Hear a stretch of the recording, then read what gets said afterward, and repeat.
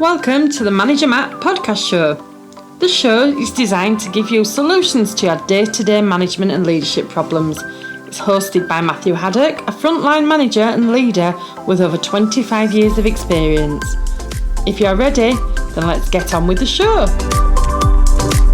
Welcome to the Manager Matt podcast show, a weekly podcast designed to help you as a manager and leader unlock your potential, both inside and outside of work, with the ultimate aim to deliver the results you need. Please subscribe to the show if you haven't already, so you'll never miss an episode, and share it with anyone else who you might think might get the benefit. Right, without any more delay, let's get on with this week's show. So, influencing. This week I want to talk about being an influencer.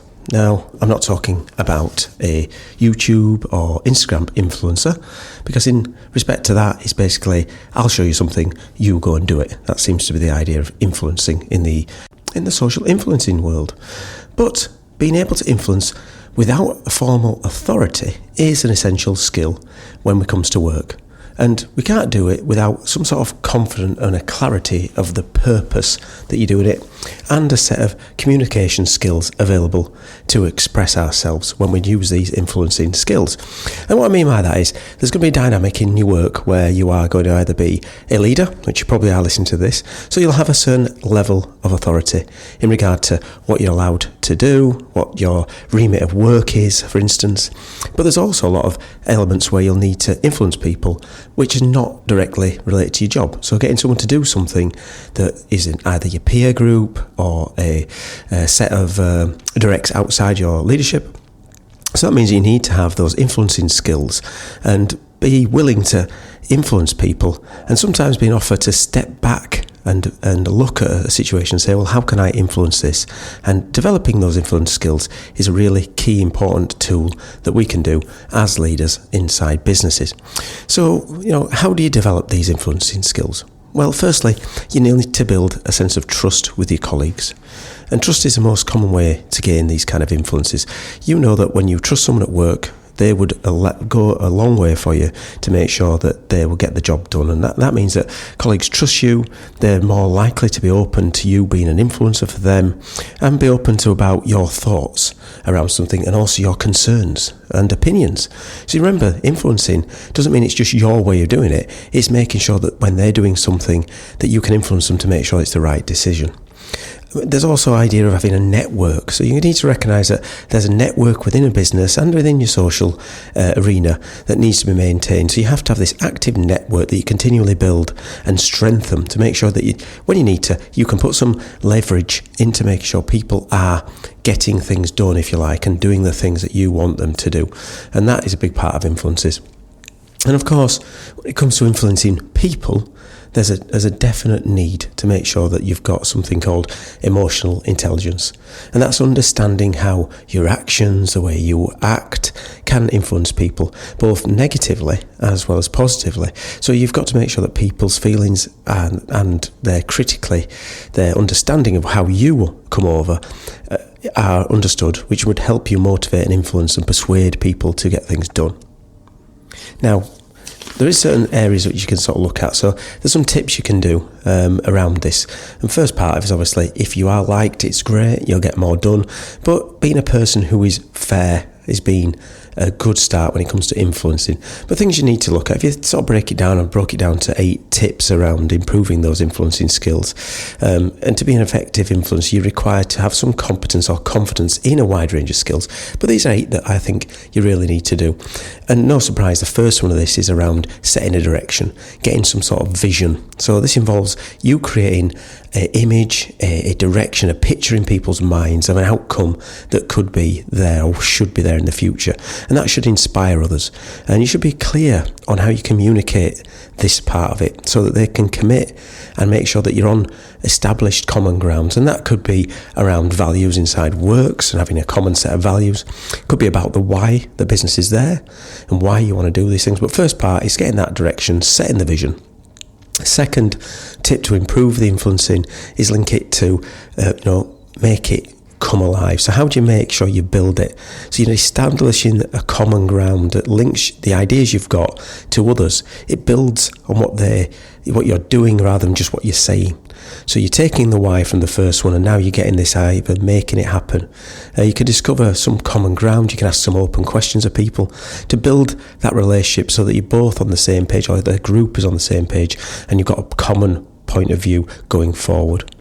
The third point is around the world view. Everyone sees the world in a different way, and it's an ability as an influencer to take those different perspectives and not just make it your own that you're influencing people with, but actually take theirs, and you can then reframe and make sure that the people around you have the perspective that you see going forward to help them influence and move it on. And it's almost framing it, so you're framing the world that you want going forward to help them set the direction and influence the right results you need to get. Fourth one is about asking those questions, asking the whys. This is getting to the heart of the issue. You're going through and asking effective questions. You're trying to probe deeper and deeper into the issue that you've got, trying to gain a full understanding. Therefore, when you've got that picture, it's a lot easier to influence people when they understand what that frame of reference is that you spoke about earlier, but also very much around the why that person might think that way, making it much easier to get that person to do what you think is the right way, or what the group think is the right way. When it gets to number 5, you've got to be aware of yourself. It's not always what you say when it comes to influences. It's about sometimes the art of looking after your body language. They say a lot of communications in humans are around body language. As I'm speaking down to the mic, my arm is moving, my hand is moving, I'm making gestures. So there's being aware of not the non-verbal messages that you are projecting to others, as well as being aware of other people's body language. You know, they may be listening and nodding, going, oh yeah, I get you completely, I can see this. But actually, when you know what to look for, you can see that there's some part of that message isn't really getting over. Their eye contact isn't there. Their tone of the voice is different. They definitely have the different synergies in regards to your body language. You can very much, when you are in harmony with people, see that people's body language matches yours. The stance is the same. Even as simple as people turning the body away from you when you're talking.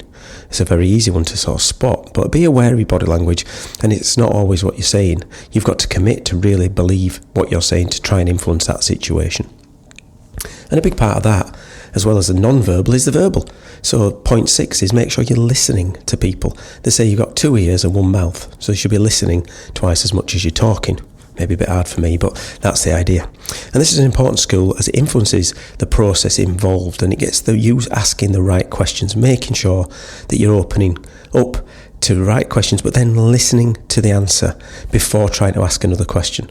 The number of people who are only waiting for a gap in conversation to ask another question and have not actually listened to any of the answer from the beginning.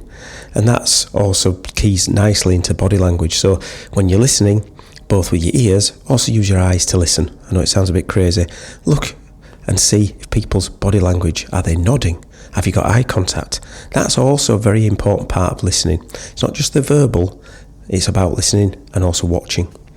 Number 7 of these tips is to build a relationship. We've talked all the time on this podcast about relationships make things happen, and it's important that people work for people, and it's important to be able to emphasise with the other people that you're building a good relationship with, you're listening to them, you're asking the good questions, and therefore they're going to be more influenced when the future comes and you need that person or in a situation. And the last point is make sure you're being clear, verbally be clear. This is about putting your case across in a clear manner. Be confident, be committed, be enthusiastic. This means that you're committing to what you think, and it brings energy to the conversation, which makes it much more easier for you to influence people when you need to influence them.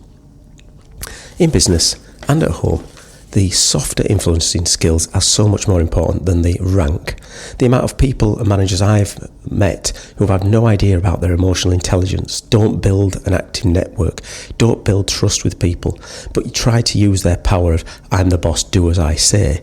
It's a short-term thing. If you don't get those engagement, if you don't get people wanting to do this for you, with you, then you soon lose it, because your power is okay when you're in the room. That's a good way of thinking it. But when you're there, does your influence stay? Or are they doing it through fear? Will they soon revert back to the poor decision making if you're not there? And that's also part of the fact of getting good influencing skills. So let's recap what the top 8 influencing skills are. Number 1, set the direction, get the vision.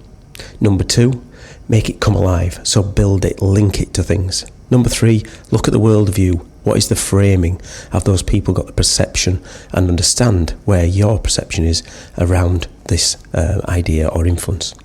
And number 4 is ask the whys. Get those probing questions to really deep dive into the subject so you understand both parties. Number 5 is around awareness of body language, making sure that it's not always just about what you say. Number 6 is 2 ears, 1 mouth and some eyes. So listen, actively listen to what people are saying. Number 7 is building a rapport and a relationship with people so they really get to know you and you get to know them. Makes it so much easier. And finally, it's about having a clear vision, a verbalised clear where you're going. So having a verbal, clear understanding, plenty of confidence and enthusiasm. Okay, well that's my ideas around influencing people, and I'm sure all of you have got some idea around how you influence your team, so why not send me an email, because feedback is great and it's a gift and it's free. So why don't you send it to managermattpodcastshow@gmail.com, and let's have a look at what in the future I can engage in, both new topics, old topics, or whatever heck topics you want to talk about on the show. And of course, if you don't put these things into action, that's fine.